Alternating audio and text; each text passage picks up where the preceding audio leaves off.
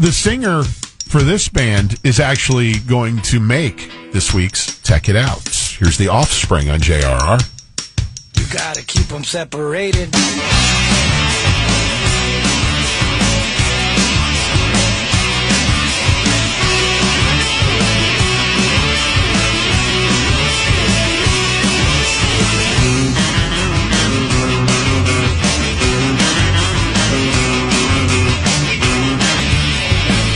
Rocking you on the job, 101.1 WJRR, Orlando's rock station. It's Lynch and Taco. Every Thursday, we bring you some of the latest science and technology news. In this segment, we call Tech It Out. Before we get into that, little reminder, sometime before 9 o'clock, you may want to swing by the JR Facebook page and vote in this morning's You Say It, We Play It. That will qualify you to win 4-day passes for Welcome to Rockville. There are 3 songs posted right now on the JRR Facebook page from the Beastie Boys. Tell us which one to play. We'll do that, and then we just randomly pick somebody for those tickets. So It could be you. So we just heard from the Offspring, and I told you Dexter Holland was sliding into the science and technology news this week. Might as well lead with that. Well, they're a smart group of guys. Well, he has a PhD in molecular biology, and knowing that, the Space Center in Houston has asked him to be a guest lecturer today in their Thought Leaders series.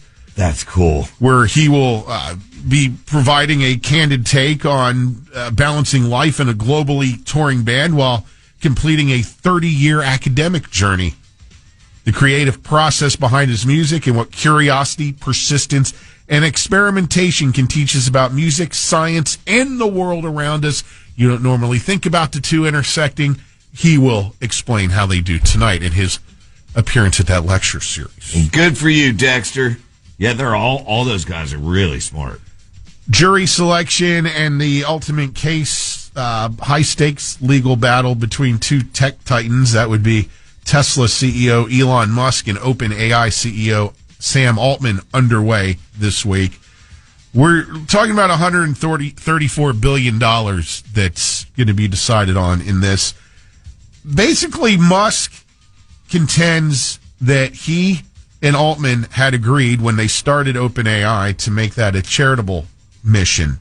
And it's become anything since. And Musk is arguing that there's $134 billion in, quote, wrongful gains, which he has since asked to have funneled back into the OpenAI charity aspect of OpenAI. So, this is going to be, if you were on this jury, I think your head would probably explode trying to sift through and understand all of this. I'd get off that jury. You know me.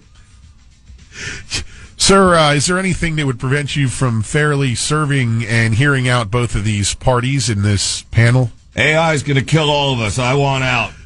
I have flat feet. Your Honor, we would like... And wet the bed every now and then. Respectfully thank and reject juror number 36. Thank you, sir. You can go home. Good luck to all you. That would be crazy. New credit card scam called ghost tapping. If you haven't heard about it yet, it's where thieves use cheap, generic card readers. They bump into you and trigger a wireless transaction from a tappable chip card in your wallet. They don't even need to physically touch your back pocket or purse, but they need to get pretty close, and it could also trigger a transaction from the mobile wallet on your phone. I have one of those things in my wallet that blocks. That is what is being advised folks do to protect their credit cards and such. Make sure they're in those slips that will prevent devices like this from reading the encrypted material on said cards. And if you don't know what we're talking about, you can just Google it. It's like credit card or wallet protector or something like that. And I've had it for years. It's great. RFID blocking card sleeves. Mm-hmm. They're about 20 cents each. And I think that's money better spent than trying to fix your credit, which gets wrecked, or your bank account, which could be drained. That's what the problem is with the bank account. They're also working on RFID blocking cards. Those have had mixed results so far. But the little sleeves seem to work pretty well to guard against that. Federal surveillance technology becomes mandatory in new cars by next year. Infrared cameras and sensors create a constant biometric assessment of driver alertness and sobriety. This tech involves infrared cameras mounted on steering columns or A-pillars tracking your eye movement, pupil dilation, and drowsiness patterns. Now, unlike a breathalyzer ignition interlock from DUI convictions, these systems operate passively. There's no blowing required. Your car simply watches and decides whether you're fit to drive. Mm-hmm.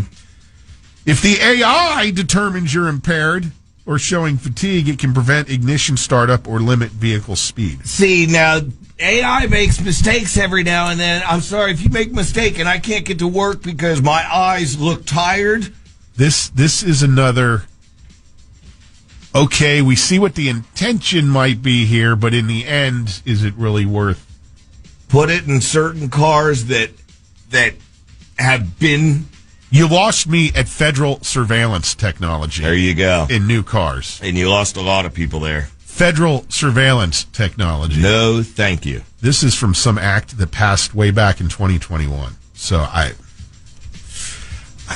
someone's probably going to challenge this, I would think.